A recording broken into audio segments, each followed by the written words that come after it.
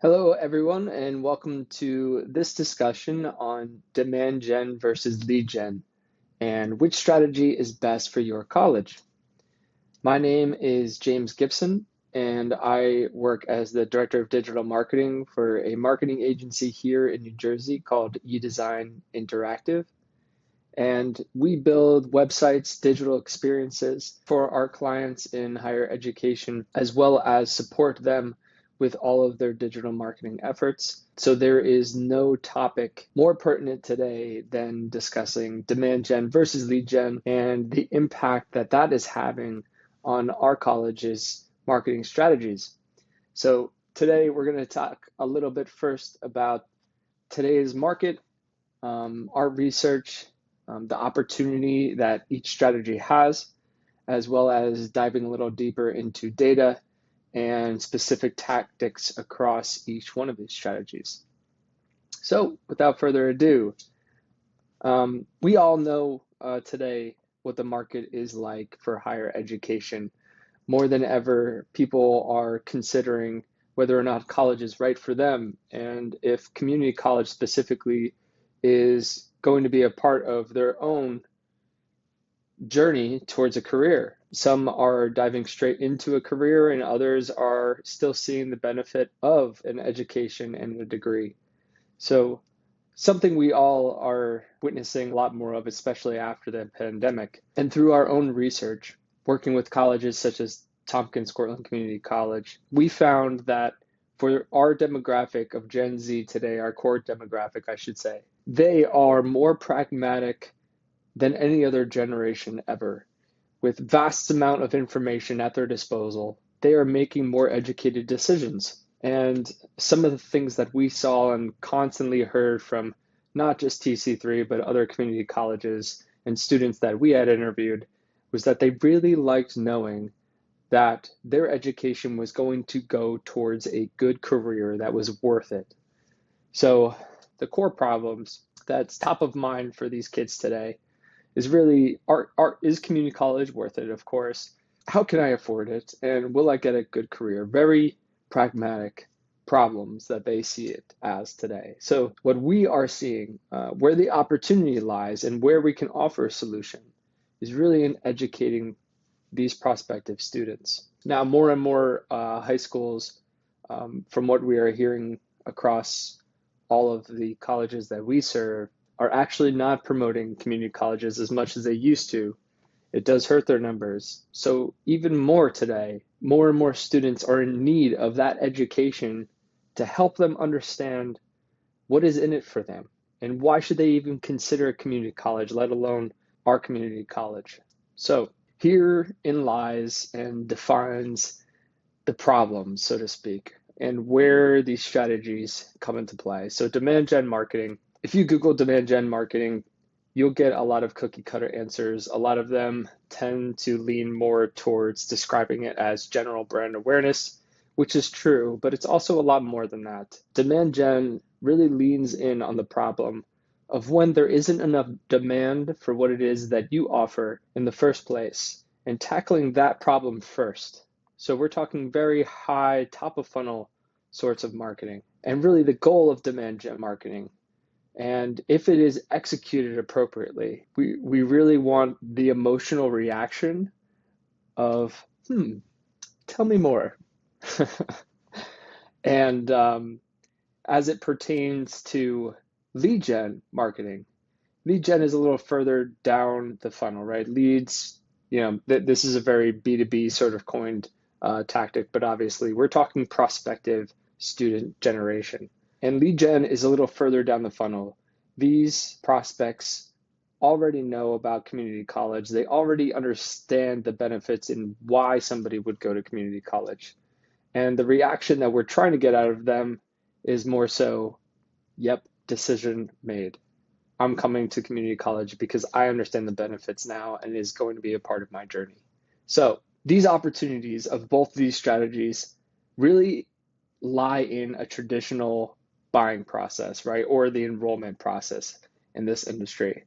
And as far as where demand gen and lead gen lies for the two, demand gen is absolutely top of funnel, building awareness building awareness of not of just your brand though, but of the problem and the solution, and also providing more information for them to make a more educated decision. And as you get further down the funnel, it becomes a little more lead gen. There is some overlap in the information gathering process, because if we're doing a good job with demand gen, we're also providing a lot of information for these prospects, right? Educating them as to why they should even be considering community college in the first place.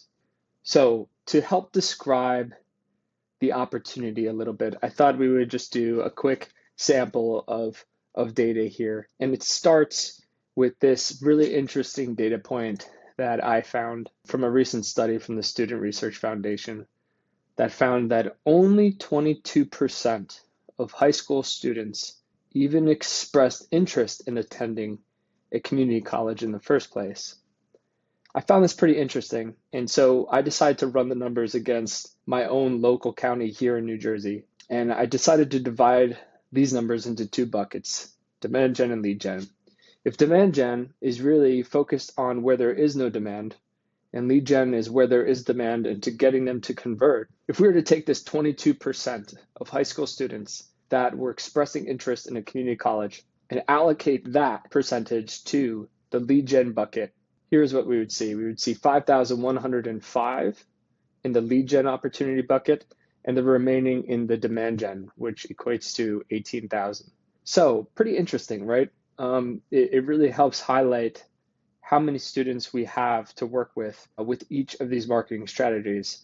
And when we go down a little further, we can assume that with lead gen tactics, we're going to convert that lead gen bucket at a much higher rate than probably the demand gen bucket. So let's say we converted 5% more students than we would have otherwise converted with our marketing practices, our lead gen marketing practices, right?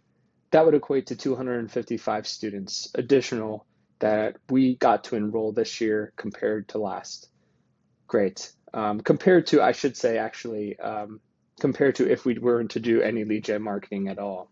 So demand gen, there's a lot more to get over, right? There's a lot more hurdles to get over. We have to convince them that community college is something that they should be thinking about in the first place, and for very good reason. And then not only consider college or consider this community college, but then decide to enroll with us compared to our local competition.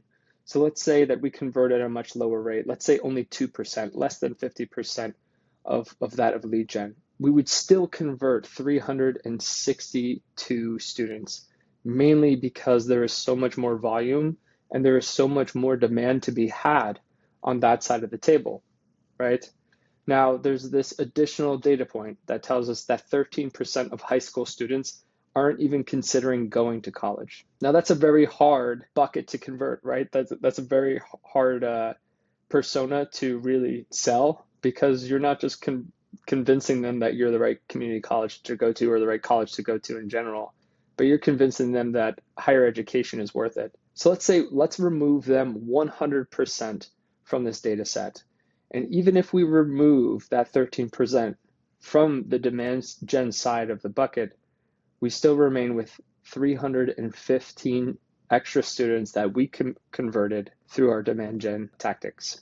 So hopefully, if anything, this is really laying out the opportunity for you. And our goal with this discussion today is that you come out of it with the very least of looking at your own tactics for your own community college, and how much money, how much time, how much investment do I have allocated to each one of these buckets, and where do the opportunities lie with our county?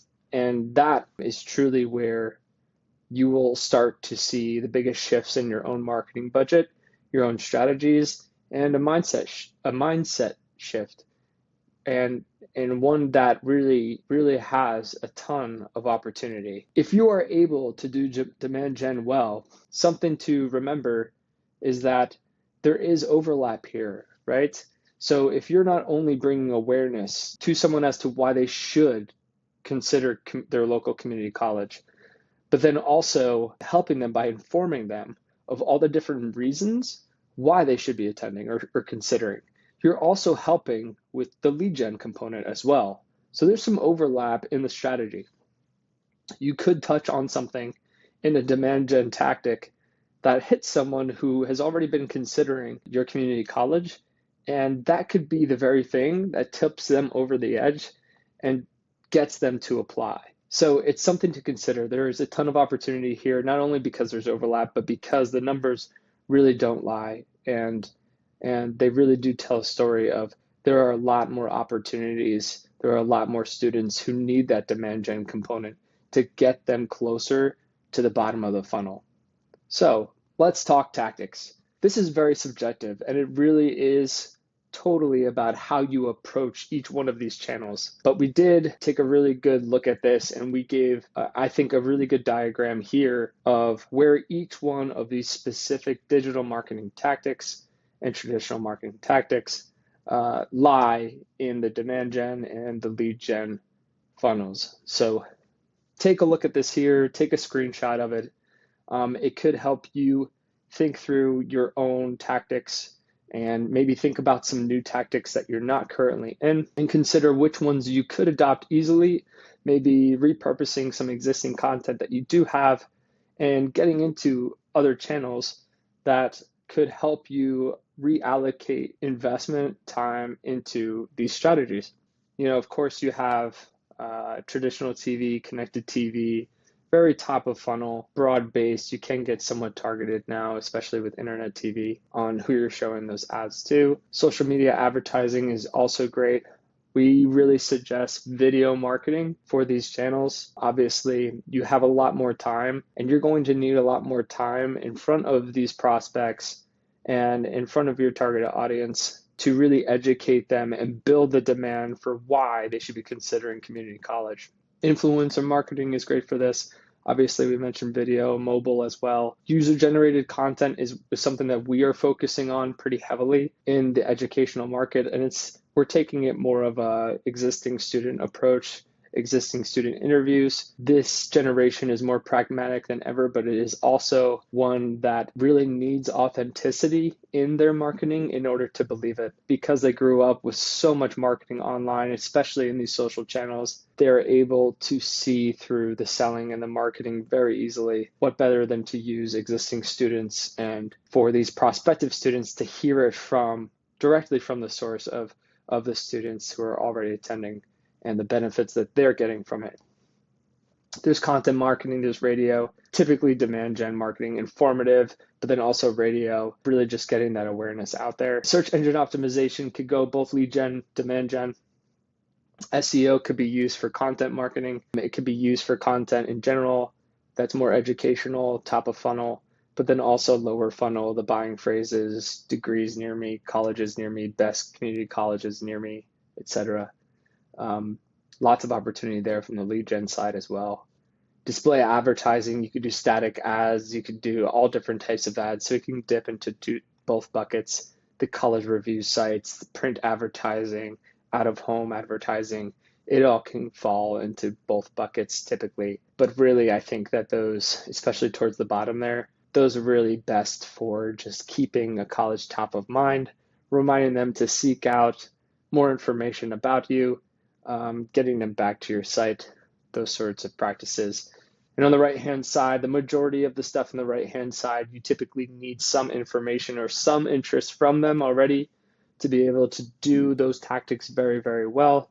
So that's why you see things like SMS, texting, emailing, podcast webinars, things that you need to sign up for, or we need to have some sort of information on you already, typically, depending on how you're approaching it, to promote those things and use those channels effectively. So all the full spectrum, all really good tactics, all ones you really should be considering. And that really gets me to this statement. So building your brand and driving short-term enrollment are not mutually exclusive, right? So the answer is you really should be doing both. You need both demand gen and lead gen, right? If you're not investing in one, you're either sacrificing the short-term or the long-term gains. And the challenge amidst economic uncertainty is the chance to try these different combinations and to see what works best for your school. But whatever you do, don't abandon your brand building tactics, because the short-term effect may have long-term consequences that no one will like. So here is a little bit of student journey as it pertains to your MarTech. Starting on the far left, you have your awareness stages down to consideration, conversion, and loyalty. Measurement and attribution, of course. This might just be helpful for you and your college to measure your own tech stack against this. Feel free to take a screenshot and look at what it is that you guys are doing. And I hope this helps. That's pretty much everything for me today. Again, my name is James Gibson. I'm the Director of Digital Marketing at eDesign Interactive. There is my contact information if you ever want to reach out for any of your demand gen or lead generation needs. And if you're ever looking to do video or static or any types of advertising in this area, feel free to reach out to us. And thank you so much for viewing our presentation today. Take care.